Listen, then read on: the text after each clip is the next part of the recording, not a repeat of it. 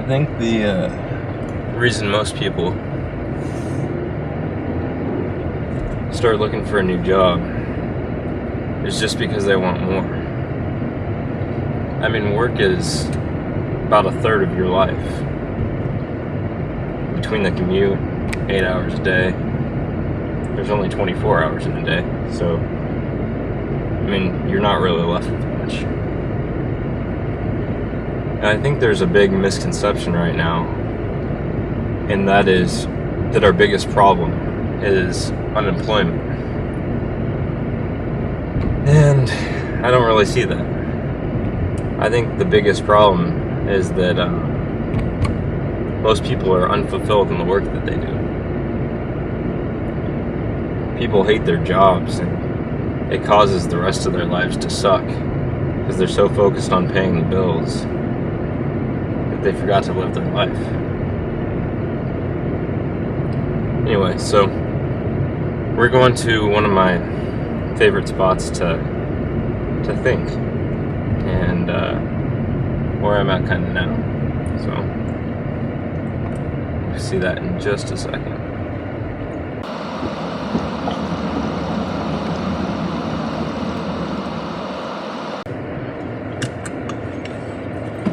Alright, so come with me and we'll check some stuff out.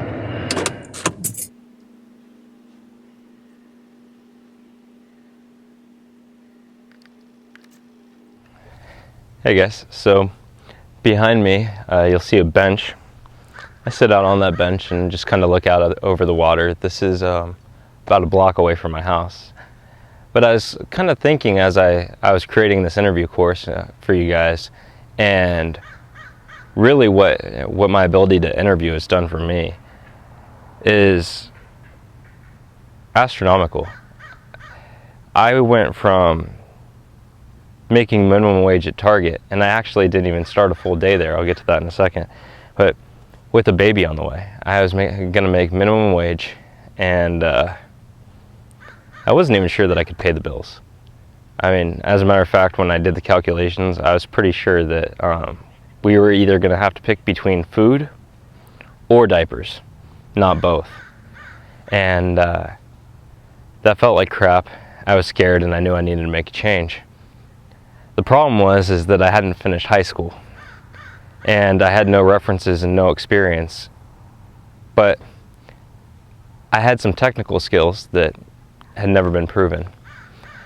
Luckily for me, a staffing agency took a chance and put me in front of a company. You guys actually know them all. It's Gap, and doing some server support for them, for their stores. So I interviewed for them, and I was completely scared.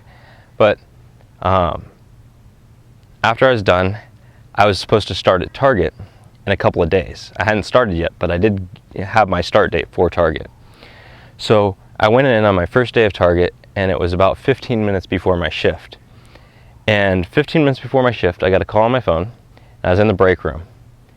So I walked outside and then took the call, and it was my recruiter from the staffing company. And he told me that I got the job. And this was for $13 an hour. But, you know, I was about to start working in 15 minutes for minimum wage. So I got the job for $13 an hour, and man, as dumb as this may sound, that felt like a gajillion dollars. I mean, that was, I think, over a $5 an hour raise. And I was excited. I thought, man, this means that we can eat and have diapers. And I know that that might sound dumb to people, but that was really what it was like for me when I first started realizing the power of interviewing.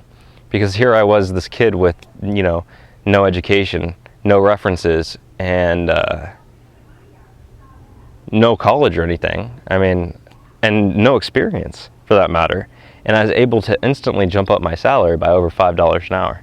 So I thought, wow, this is awesome. You know, I got this great job. So about 6 months into it, I started to realize that, you know, I want more for my family. I want more for me. I want to be fulfilled in the job that I do. It was exciting at first because like it was, wow, I got this new job and I didn't even think I could get it. And wow, holy crap. And then after about 6 months, job started driving me crazy.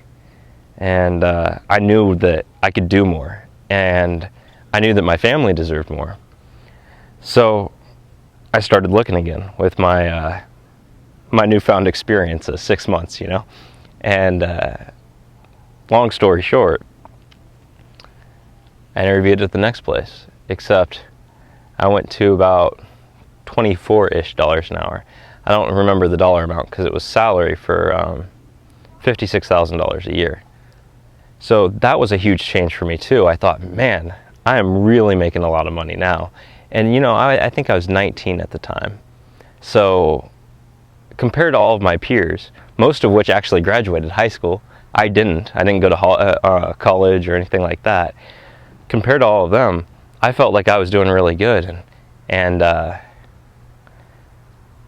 was on top of the world. But pretty soon, I thought, you know, I want more for my family, and I want more for me.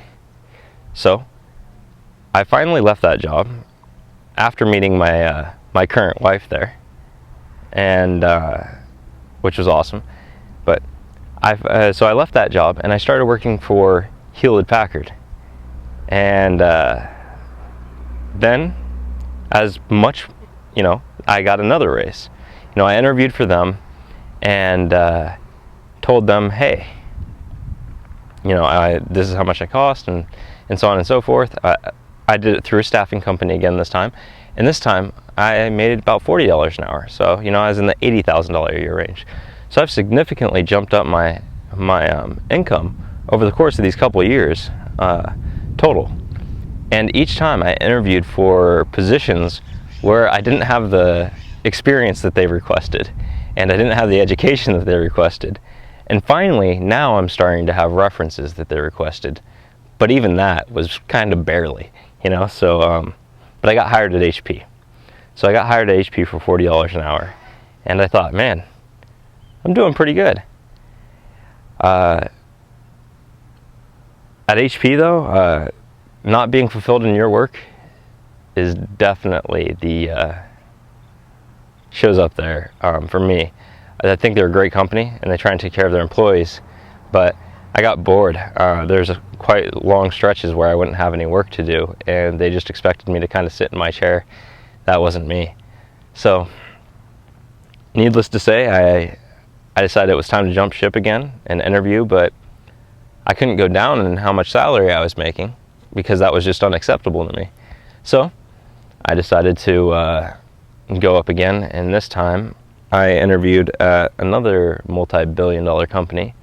I don't know that I'm allowed to say the name, but I made 6 figures, or a little over 6 figures. I think it was like 106 or 108,000 a year there. So that was a turning point, and that's what happened on August 1st for me. You know, a year or so ago, or you know, 2 years back. It was the first time that I broke 6 figures, and I thought that it would feel a lot better than it did, and it felt amazing. But really, what it felt like that was the best is that I decided where I worked. No one else did, and my life wasn't up to some other person, or I wasn't trapped at an employer or anything like that. That at any point in time, I could decide to have a better job. Better meaning pay, and better meaning an environment to work in. And really scope that out and do what's best for me and my family. So, a large portion of what I wanted to talk to you guys today about is the whole unfulfillment factor of work. I mean, people really go, oh, you know, like there's 11.8 million people unemployed. Well, yeah, that's not great, but you know how many people are unemployed that are employed that hate their job, and what the effect is of that on their family and friends and the rest of their life and their ability to thrive? I mean, that to me is huge. And to give you an example of that, and to kind of illustrate that point, I want to show you a quick video clip of a guy named Simon Sinek. This guy is pretty smart guy, and I think you'll like hearing this. So here's the clip from Simon, and we'll be right back. We are unfulfilled by the work that we do. And when we're unfulfilled by the work that we do, we focus on the details. And when we focus on the details, we retract from each other. When we retract from each other, we feel lonely. And when we feel lonely, cancer goes up, heart disease goes up, diabetes goes up. In other words, by going to work, we're killing ourselves. Literally. There's another study that was released not that long ago that says that parents who work late, the negative impact that it has on their children is little to none. They may feel guilty as parents, but the negative impact that it has on the raising of their children is little to none. However, parents who come home from jobs they hate or don't love, their kids are more likely to be bullies at school. And now you think about the bullying epidemic we have in America, right? Where there's this disturbing number of young children who are killing themselves, suicides, because of bullies. The problem is not the schools. And the problem isn't even the parenting. The problem is the jobs the parents have. Wow. So you heard Simon Sinek and him talking about the impact of being unfulfilled at work. Now, that's huge. That hit me really hard. I have, a daughter and 2 stepchildren. So my daughter's name is Kylie, and Madison and Colton are my 2 stepchildren. They are, Madison is 14 now, almost 15 here in like a couple weeks, and Colton's 12, and my daughter is 5, almost 6. So, and my wife Misty. When I read about those statistics and the impact that this stuff has on families, it's crazy to me. Really crazy. I mean, you look at the amount of people who actually who look for jobs at work and do all sorts of other activities, taking care of personal finances, taking care of other stuff. And to some degree life happens, but when you're looking for a job at work and 35% of people are looking for a job at work, you know that there's a problem. And what I really want you guys to do is imagine what it would be like if you had your perfect job. Screw the interview process and fine-tuning your resume, all of that. Just forget that for a moment. What would it feel like? You don't even have to picture the job. Just what would it feel like if you were in a job that you liked, that you came home fulfilled, like you were happy with the work that you did, and you had fun during your day at work, and you came home from that? Really, like, that feeling is important. And I think there's so many people out there that have learned to settle because our society says that, well, you should be grateful for having a job, period. Or, it's okay that you don't strive for more. Whatever. I don't agree with that. You need to strive for more. You owe it to yourself. You owe it to your family if you have kids, or, a wife or a husband.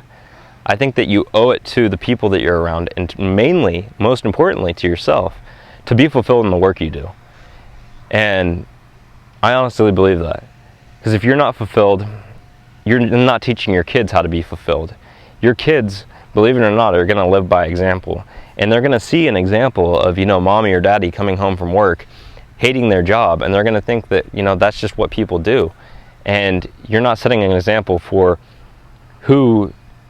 what they're capable of and what they want to do.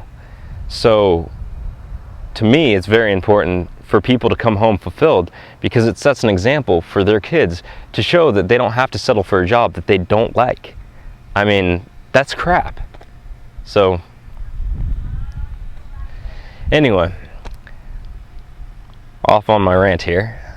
So, I mainly wanted to take you guys out to, where I come to think and talk to you guys about what I think is really going on in our economy right now, in the sense of jobs, and just to remind you that you're worth it. Don't settle. So good luck on your next interview, and hope to see you guys again in the next video.